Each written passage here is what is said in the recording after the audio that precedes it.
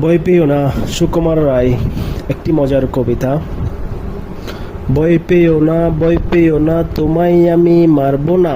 সত্যি বলছি, কুস্তি করে তোমার সঙ্গে পারবো না। মনটা আমার বড্ড নরম, হারে আমার রাগটি নেই। তোমায় আমি চিবিয়ে খাবো, এমন আমার সাধ্য নেই। মাথায় আমার শিং দেখে ভাই ভয় পেয়েছ কতই না।